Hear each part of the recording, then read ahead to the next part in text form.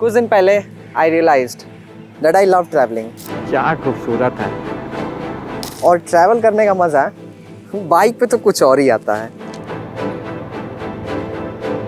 मेरी सबसे पहली बाइक थी हीरो की इग्नाइटर। बहुत ही सिंपल सी बाइक थी और ना ज़्यादा स्पोर्टी थी, ना ज़्यादा एग्रेसिव थी और ना ही मैं बहुत ज़्यादा सिंपल कहूँगा उसे। बट बेसिकली आप ये कह सकते हो कि मैंने बाइक चलाना ही उस बाइक पर सीखा था। उस टाइम पर मेरे जितने भी दोस्त थे सबके पास स्कूटी थी, सिर्फ मैं ही साइकिल से चला करता था। और मैंने अपने मम्मी पापा से बोला कि आई नीड अ बाइक, तो सबने तो यही बोला यार स्कूटी ही ले लेते हैं, घर में सब लोग चला लेंगे। बट मैंने भी कह दिया यार कि लेंगे तो बाइक ही, वरना साइकिल ही ठीक है, क्योंकि यार बाइक का मज़ा ही कुछ और होता है। और शुरू से ही मुझे बाइक का शौक़ बहुत था। उस टाइम पर तो वही बाइक मिल गई मुझे, वही बहुत था। और उस टाइम पर तो मैं सोच भी नहीं सकता था कि कुछ ही सालों बाद मेरे पास एक 411 सीसी की इतनी बड़ी बाइक होगी। So now I have Himalayan 411 और कुछ सालों से मैं इसे ड्राइव कर रहा हूँ। Now I have what I have, और मैंने ज़िंदगी में छोटी छोटी चीज़ों को इम्पोर्टेंस देना सीख लिया है। So welcome to my owners review of Himalayan 411। तो जब से मैंने ये बाइक ख़रीदी है, इस पर मैंने कई सारे मॉडिफिकेशंस किए हैं और वो सारे मॉडिफिकेशंस का कुछ ना कुछ पर्पस है, कुछ ना कुछ मीनिंग है। वो कहीं ना कहीं मेरे बाइक राइडिंग के एक्सपीरियंस को बेटर करते हैं, इसीलिए मैंने उसे इंस्टॉल किया है अपने बाइक पर। तो सबसे पहले बात कर लेते हैं कि why I chose Himalayan 411, why not other bikes. तो सबसे बड़ा फैक्टर जो था मेरे लिए वो था अवेलेबिलिटी ऑफ सर्विस सेंटर्स। जी हाँ, हिमालयन और रॉयल इनफील्ड के सर्विस सेंटर्स इंडिया में इतने ज़्यादा हैं कि आप मतलब कहीं भी चले जाओ आपको रॉयल इनफील्ड के सर्विस सेंटर तो मिल ही जाएंगे। और ये बाइक मेरे बजट में भी था। हालांकि उस टाइम पर मेरे पास ऑप्शंस थे KTM 390, BMW GS, तो ये सारे ऑप्शंस थे। ADV में मेरे पास एक्सपल्स भी एक ऑप्शन था। बट ये जो बाइक था ये मेरे बजट में परफेक्टली फिट होता था।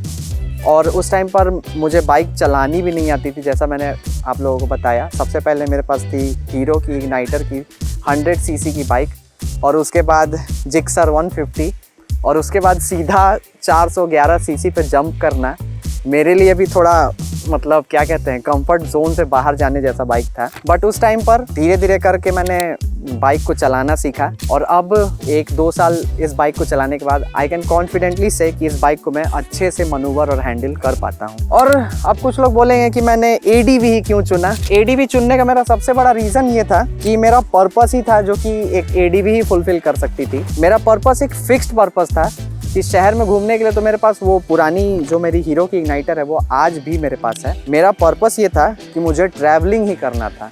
और इस बाइक को लेने के बाद मैंने काफ़ी ट्रैवलिंग करी भी है। सबसे पहले इस बाइक को लेने के बाद हम लोगों ने सिक्किम का ट्रिप किया, और उसके बाद उड़ीसा का ट्रिप किया। उसके बाद रिसेंटली हमने नेपाल भी कवर किया था इसी बाइक से। और ये बाइक कहीं भी हमें इशू नहीं दी। हाँ, थोड़ा सा वो सिक्किम में इशू हुआ था, एक बार बाइक गिरी हुई थी और एक बार इसका क्लच प्लेट भी जला था, बट नथिंग मेजर। और जिन भी ट्रिप्स की मैं बात कर रहा हूँ उन सारे ट्रिप्स का व्लॉग आपको हमारे चैनल पर मिल जाएगा। प्लेलिस्ट भी है, मैं लिंक कर दूंगा यहाँ पर।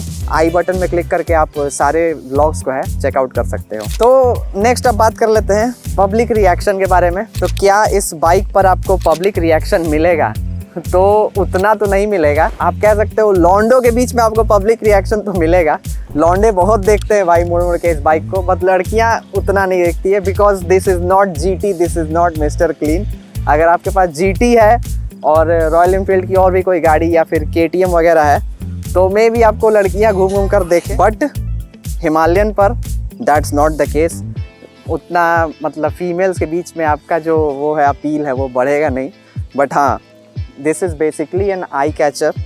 आपको जितने भी लौंडे हैं, लड़के हैं, वो तो ज़रूर देखेंगे भाई। तो थोड़ी सी ड्रॉबैक्स के बारे में बात कर लेते हैं। ये बाइक अबव 200 kgs है और 200 किलो की बाइक को ट्रैफिक में मनूवर करने में काफ़ी दिक्कत होता है। आई वुड से कि ये रोड्स के लिए नहीं है, this is only for highways and off roads. हालांकि मुझे बहुत ज़्यादा दिक्कत होता है, मेरा बॉडी वेट उतना नहीं है तो मुझे तो ट्रैफिक में मनूवर करने में काफ़ी दिक्कत होता है, बट हाईवेज और ऑफ रोड पे नॉट अ प्रॉब्लम। दूसरी ये चीज़ कि आपको बाइक की नॉलेज थोड़ी बहुत तो होनी चाहिए कि कौन से ग्रेड का इंजन ऑयल इसमें डलेगा, और क्लच प्लेट आप जला ना दो तो कितना क्लच लेना है, कितना एक्सेलरेटर लेना है, तो ये सब इन सब चीज़ों की नॉलेज आपको होनी चाहिए। और किस चीज़ का मॉडिफिकेशन आपको बाइक पे करना है, किस चीज़ का मॉडिफिकेशन नहीं करना है, तो उन सारी चीज़ों का नॉलेज आपको होना चाहिए। Because this is not something like a Splendor. मान के चलो कि इतनी बड़ी बाइक है 411 सीसी की, आप हाईवेज़ पर लेकर जाते हो, आप लद्दाख लेकर जाते हो, स्पीति लेकर जाते हो, और बीच में ये बाइक अगर ब्रेक डाउन होती है तो आप कैसे हैंडल करोगे, वो भी एक बड़ा चैलेंज है। तो थोड़ा सा आपको बाइक्स की नॉलेज भी होनी चाहिए इतनी बड़ी बाइक को ड्राइव करने के लिए। मैंने भी जो भी बाइक्स के बारे में सीखा है वो इसी बाइक्स पर सीखा है। हालांकि इसके पहले मैंने 2 बाइक्स चलाई है, उन सब बाइक्स को चलाने पर मुझे इतना नॉलेज गेन नहीं हुआ जितना इस बाइक को चलाने के बाद मुझे नॉलेज हुआ है। अब लास्ट पॉइंट पे हम लोग बात कर लेते हैं, व्हाट्स नेक्स्ट। सो अभी हिमालयन 450 भी आई है। So a lot of people were asking me कि आप हिमालयन 450 लोगे या नहीं लोगे। तो भाई फ़िलहाल के लिए तो मेरा क्लियर आंसर होगा कि नहीं, मैं हिमालयन 450 नहीं लूँगा। उसका भी एक रीज़न है, हालांकि बाइक अच्छी है but that was not for me, क्योंकि वो बहुत हैवी बाइक है, वो इससे भी ज़्यादा हैवी है। इसको तो मतलब कंट्रोल करने में और अच्छे से बाइक चलाने सीखने के लिए ही मुझको साल भर लग गया, तो वो तो इससे भी ज़्यादा भारी है। And I would not prefer a heavier bike than this is already very heavy bike. और 450 में ट्यूबलेस भी नहीं है। अब वो बाइक लो, फिर ट्यूबलेस कन्वर्जन किट लो, ट्यूबलेस टायर के सेट्स लो, एलॉय व्हील्स, और उसके बाद उसको इंस्टॉल करो, तो वो एक्स्ट्रा खर्च हो जाएगा और उसमें ज़्यादा फीचर्स भी नहीं है। And I think ADV 390 would be a better choice than Himalayan 450 for me. वो ज़्यादा सस्ती भी पड़ेगी हिमालयन 450 से, क्योंकि उसमें अगर मैं एलॉय लगाऊंगा तो वो एडवेंचर 390 के प्राइस के अबव चला जाएगा। So next I would go for may be adventure 390। अभी तो मैं वर्सिस या फिर उससे बड़ी एडवेंचर बाइक्स पर जंप करने में तो बहुत मतलब सोचना पड़ेगा मुझे, but for now I think जब तक मैं हिमालयन 411 को ड्राइव कर रहा हूँ तब तक ड्राइव करूँगा। इस पर छोटे मोटे मॉडिफिकेशंस अभी और कर सकता हूँ, जैसे मुझे इसका क्लच का जो हैंडल है उसे चेंज करना है, एग्जॉस्ट चेंज करना है, तो थोड़ा बहुत एक्सपेरिमेंट इस पर भी मैं करूँगा। और उसके बाद जल्दी ही साल भर या 1.5 साल के अंदर मैं जब इस बाइक को सेल ऑफ करूँगा तो उस टाइम पर देखेंगे कि मार्केट में कौन से बेटर ऑप्शन हैं। And I would also suggest you कि डू नॉट जंप ये ADV वाला जो ट्रेंड है कि सारे लोग ADV खरीद रहे हैं, जिन्हें ज़रूरत नहीं भी है कि हाँ यार साल भर के बाद घूमने जाएंगे तो अभी ही ले लेते हैं। मत करो ऐसा।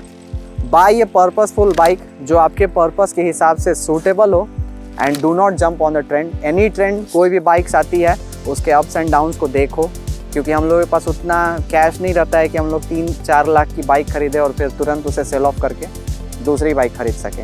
And do not follow the छपरी ट्रेंड। जो भी डिसीजन लो सोच समझ के। एंड इस चैनल को सब्सक्राइब कर देना, इस चैनल पर अभी काफ़ी वीडियोस आने वाले हैं और हम मिलेंगे किसी और दिन किसी और वीडियो में। And don't forget to leave a comment and subscribe to the channel.